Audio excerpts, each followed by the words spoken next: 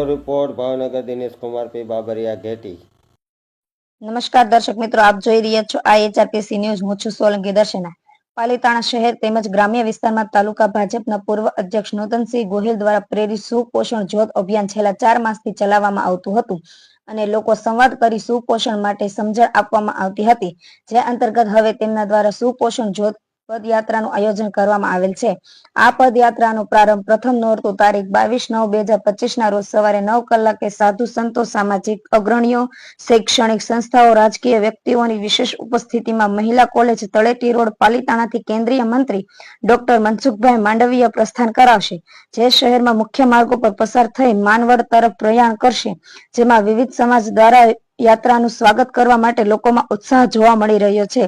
આ પદયાત્રા પાલીતાણા તાલુકા 108 કિલોમીટર યોજી 38 ગામોમાં જશે, જે દરમિયાન દરેક આંગણવાડીમાં એક પેડ માં કે નામ ફળ ઝાડનું વૃક્ષ રોપણ કરવામાં આવશે અને સાથે સાથે સુપોષિત બાળકોની તથા આંગણવાડી વર્ક હેલ્પર બહેનોનું સન્માન કરવામાં આવશે.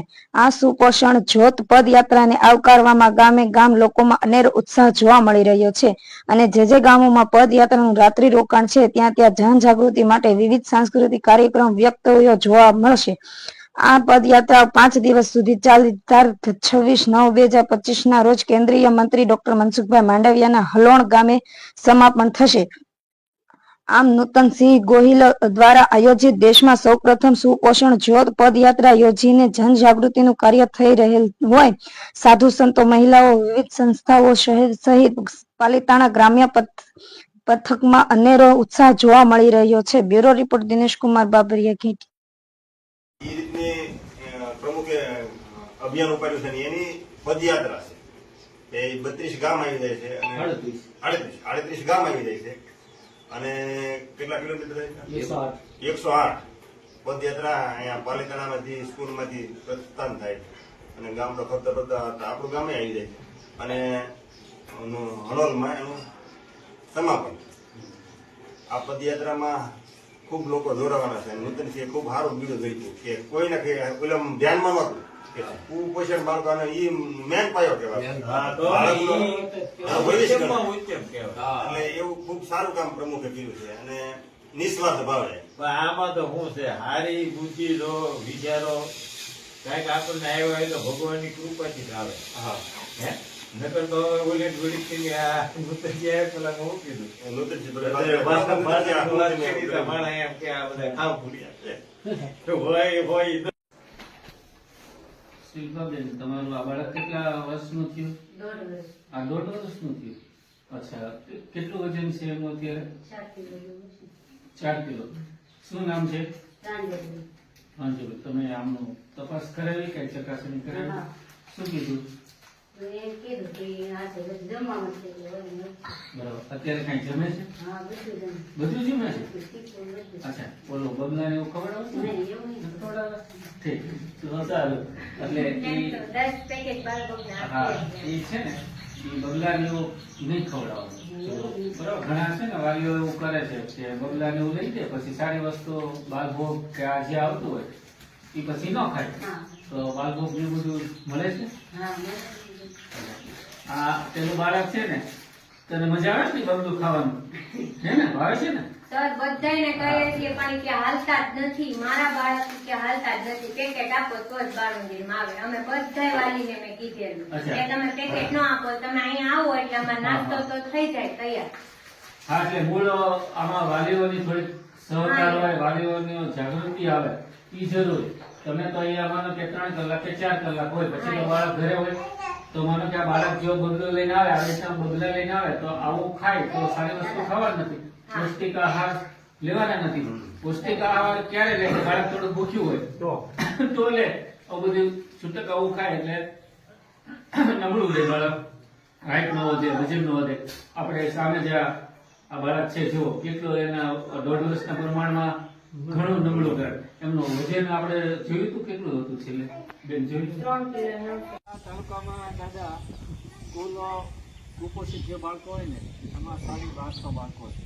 1200? હા. એમાં અતિ કુપોષિત એટલે કે લગભગ 300ની આસપાસ. અતિ કુપોષિત એટલે શું કે જેનું વજન ન હોય, પછી ઊંચાઈ ન હોય, નબળું રહેતું હોય, એટલે ઈ જે છે ને એ થોડી ગંભીર બાબત છે. તો એની માટે માનો કે આંગણવાડીમાં તો જાય છે, પણ આંગણવાડીમાં ગયા પછી 3-4 કલાક રહે, બાકી તો ઘરે રહેવાનું. ઘરે રહેવામાં જો વાલીઓ થોડું ધ્યાન આપે બાળકને તો કુપોષિતમાંથી બાળક નીકળી શકે. હવે બને છે એવું દાદા કે ઓલા 5 રૂપિયાના કુરકુરિયા, ઓલા બબલા, આવું બધું અપાય એટલે બાળક ધરાઈ જાય. એટલે જે પૌષ્ટિક આહારો હોય છે એ પૌષ્ટિક આહાર ન લે એને હિસાબે આ કુપોષિતનું પ્રમાણ છે.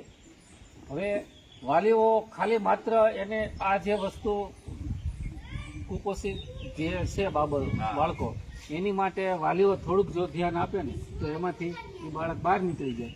અને આપણે હંમેશા કહેવાય છે કે બાળક છે એ આવતીકાલનું ભારતનું ભવિષ્ય.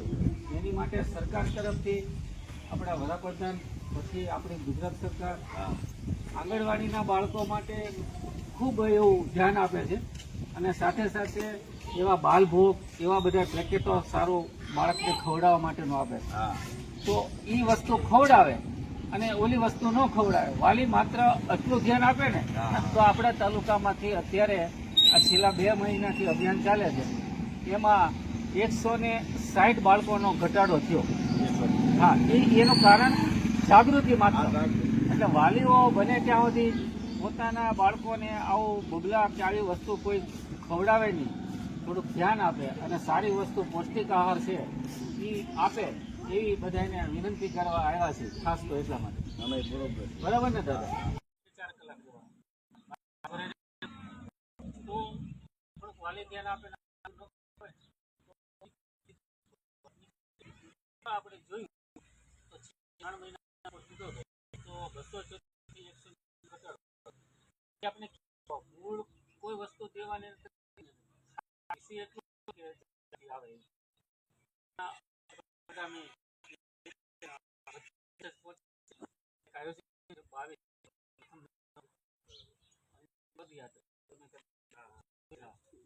બાવીસ તારીખે 8 છે, 38 ગામો પદયાત્રા પ્રકારનું જાગૃતિનું અભિયાન ચાલે. આ રીતનું આખું હતું. 8 ગામ બાકી આંગણવાડી જઈએ સંતોષ આ વિષય હતો ખાસ.